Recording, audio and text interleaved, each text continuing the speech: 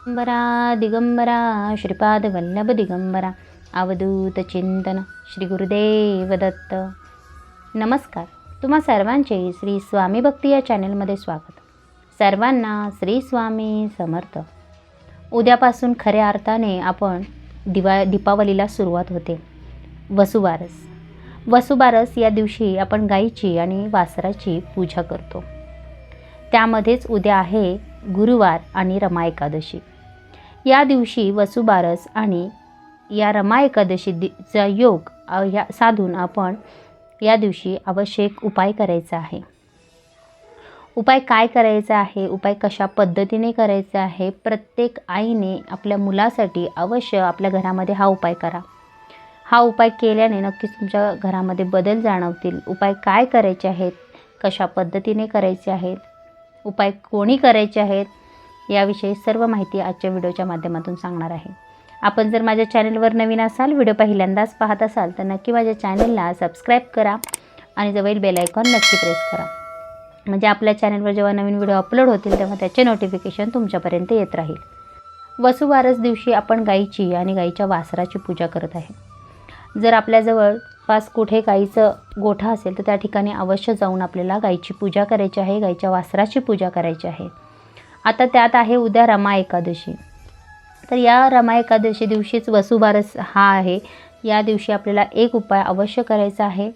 प्रत्येक आईने, प्रत्येक घरातल्या स्त्रीने आपल्या मुलासाठी किंवा आपल्या घरासाठी काही ना काही आपण उपाय करत असतो. तर आईने प्रत्येक आपल्या मुलासाठी हा उपाय अवश्य आपल्या घरामध्ये करा. सर्वप्रथम आपल्याला उद्या वसुबारसची पूजा करायची आहे. घरी करा, जर शक्य असेल तर गाईच्या गोठ्यामध्ये जाऊन गाईची पूजा करा. आणि गाईची पूजा केल्यानंतर आपल्याला काय करायचं आहे, तर गाईच्या पायाखाली जी माती आहे ती माती आपल्याला एका डब्बीमध्ये भरून किंवा पिशवीमध्ये भरून आपल्या घरी घेऊन यायची आहे. आणि ही माती आपल्या घरामध्ये कोठेही तुम्ही ठेवायची आहे. या मातीमध्ये खूप असं या मातीला महत्त्व आहे, कारण गाईमध्ये 33 कोटी देवांचा वास असतो. आणि जेव्हा ही माती आपण आपल्या घरामध्ये ठेवतो तेव्हा घरातील क्लेश, वाद, नकारात्मकता ही नाहीशी होण्यास मदत होते. त्यामुळे अवश्य आपण जेव्हा गाईची पूजा करतो त्यानंतर आपल्या जी काही गाय आहे त्या गाईच्या पायाखालची जी माती आहे ती आपल्या घरामध्ये आपल्याला आणायची आहे. त्यानंतर आहे उद्या रमा एकादशी. श्रीकृष्णांना आपल्याला माहिती आहे की गाय अतिशय प्रिय होती. तर या दिवशी भगवान श्रीकृष्णांना आपल्याला अभिषेक करायचा आहे. तुमच्या घरामध्ये जी बाळकृष्णांची मूर्ती आहे त्याच्यावर आपल्याला अभिषेक करायचा आहे. हा अभिषेक आपल्याला गाईच्या दुधाने, कच्च्या दुधाने आपल्याला अभिषेक करायचा आहे. तुम्ही अभिषेक करत असताना 1 वेळा पुरुष सूक्त किंवा 16 वेळा पुरुष सूक्त म्हणत अभिषेक केला तरी हरकत नाही. किंवा ओम नमो भगवते वासुदेवाय नमः हा जो मंत्र आहे हा मंत्र जप करत आपल्याला अभिषेक करायचा आहे. आता हा अभिषेक आपल्याला गाईच्या कच्च्या दुधाने करायचा आहे. आणि जी काही आपले तीर्थ बनले आहे, जे दूध आपण अर्पण केलेलं आहे, अभिषेक केलेला आहे, ते जे तीर्थ आहे ते ज्यांना संतान प्राप्ती होत नाही, जे संतान प्राप्तीसाठी प्रयत्न करत आहेत त्या जोडप्याने अवश्य हे तीर्थ त्या दिवशी घ्यायचं आहे. उद्याचा दिवस अत्यंत चांगला आहे तर तुम्ही ही सेवा करा आणि हे तीर्थ दोघांनीही घ्यायचं आहे. त्यानंतर पहा, आपण दर गुरुवारी केळीच्या झाडाला किंवा औदुंबराला दूध वाहतो. तर उद्या आहे एकादशी, त्यात आहे गुरुवार आणि एकादशीचा अत्यंत दुर्मिळ असा योग आला आहे. तर आपल्याला केळीच्या झाडाला उद्या गाईचे दूध आणि त्याच्यामध्ये चिमटभर हळद घालायची आहे. हे हळद मिश्रित दूध आपल्याला केळीच्या झाडाला किंवा औदुंबराच्या झाडाला वाहायचं आहे.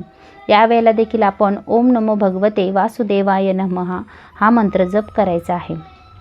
जसं आपण औदुंबराच्या झाडाला आणि केळीच्या झाडाला अर्पण करणार आहोत त्याच पद्धतीने तुळशीला पण आपल्याला हळद दूध मिश्रित दूध अर्पण करायचं आहे. त्यावेळेला देखील आपल्याला ओम नमो भगवते वासुदेवाय नमः हा मंत्र जप करायचा आहे. यामुळे काय होतं तर संतान प्राप्ती होते, अडकलेली कामे मार्गी लागतात, काही इच्छा अपूर्ण असतील तर त्या पूर्ण होतात. लग्न ज्यांचे जमत नाही त्यांनी अवश्य दर गुरुवारी औदुंबराच्या झाडाला दूध घ्यायचं आहे कच्चं आणि हळद त्याच्यामध्ये टाकायची आहे आणि हे जे दूध आहे हे आपल्या औदुंबराच्या झाडाला अर्पण करायचं आहे. त्याचबरोबर आपल्याला या दिवशी आईने एक सेवा आपल्या मुलासाठी अवश्य करायची आहे. बघा, आजकाल बरेच असे प्रश्न ऐकायला मिळतात की बरीच मुलं आहेत की ते ऐकत नाहीत किंवा मोठे झाल्यानंतर त्या मुलीचे किंवा आईवडिलांच्या बरोबर पटत नाही, मुलाचे पटत नाही, या गोष्टी आपल्या घरामध्ये घडत असतात. आपल्या मतभेद होत असतात. मुलाचे वडिलांशी पटत नाही, आईशी पटत नाही, मुलीचे आईशी पटत नाही.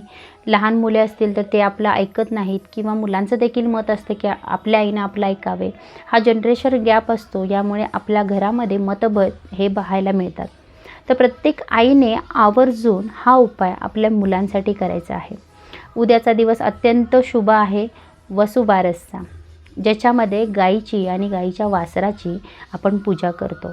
प्रत्येक आईचं आपल्या मुलावर अत्यंत अतोनात प्रेम असतं, जसं गाईचं आपल्या वासरावर असतं. तर प्रत्येक आईनं उद्या काय करायचं आहे, तुमच्या देवघरामध्ये जरी गाय वासराची मूर्ती असली तरीसुद्धा तुम्हाला एक गाय वासराची छोटी मूर्ती आपल्याला घरामध्ये उद्या घेऊन यायची आहे. आणि ही मूर्ती तुम्ही ज्या ठिकाणी आपली सतत नजर पडेल या ठिकाणी ठेवायची आहे. म्हणजेच तुम्ही हॉलमध्ये ठेवू शकता, किचनमध्ये, बेडरूममध्ये, जेणेकरून तुमची आणि तुमच्या मुलाची नजर त्या गाय वासरावर पडेल. अशा पद्धतीने आपल्याला ही गाय वासराची मूर्ती त्या ठिकाणी ठेवायची आहे. यामुळे आईचे आणि मुलाचे नाते अजून घट्ट होईल. मतभेद होत असतील तर ते कमी होतील. मुलं ऐकत नसतील, हट्टीपणा करत असतील तर हे नक्कीच त्यांच्यामध्ये बदल घडतील. आणि ही मूर्ती तुम्ही आपल्या नजरेसमोर ठेवायची आहे. जरी देवघरामध्ये मूर्ती असली तरी देखील आपल्याला उद्या अवश्य एक मूर्ती आणायची आहे. आणि हा उपाय प्रत्येक आईने आपल्या मुलांसाठी करा. ज्यांच्या घरामध्ये मतभेद होत असतील आपल्या मुलाचे आणि आईचे, त्यांनी अवश्य ह्या गोष्टी उपाय म्हणून करायच्या आहेत आपल्या घरामध्ये. त्याचबरोबर उद्या एकादशी आहे. आपण सर्वजणच भगवान विष्णूंची सेवा करतो. तर या उद्या आपल्याला भगवान विष्णू सहस्त्रनामाचे पठण आपल्याला उद्या दिवसभरात करायचं आहे. तुम्ही सकाळी करा, दुपारी करा, संध्याकाळी करा, पण विष्णू सहस्त्रनामाचे पठण आपल्या घरामध्ये उद्या अवश्य करायचं आहे. पठण करायला जमत नसेल तर तुम्ही अवश्य निदान आपल्या घरामध्ये बसून विष्णू सहस्त्रनाम ऐका. जे काही उपाय आहेत, सेवा आहेत, हे नक्की करून पहा. नक्कीच तुम्हाला फरक जाणवेल. तुमच्या ज्या काही मनोकामना आहेत, नोकरी संदर्भात, लग्न जमण्यासाठी, संतती प्राप्तीसाठी, मुलांचे आईवडिलांसोबत असणारे मतभेद कमी होतील. लहान मुले हट्टीपणा करत असतील तर हे उपाय तुम्ही अवश्य करा. नक्कीच तुम्हाला तुमच्या मुलांमध्ये बदल जाणवतील. ज्यांना कोणची मनोकामना आहे ती अपूर्ण आहे, त्यांनी ही काही सर्व सेवा आहेत या करा. तुमच्या मनोकामना, ज्या काही इच्छा आहेत त्या पूर्ण नक्कीच होतील. आणि तुमची जी काही आईचं आणि मुलाचं नातं आहे ते अजून दृढ बनेल. अशा पद्धतीने ह्या सेवा आपल्याला उद्या रमा एकादशीला करायच्या आहेत.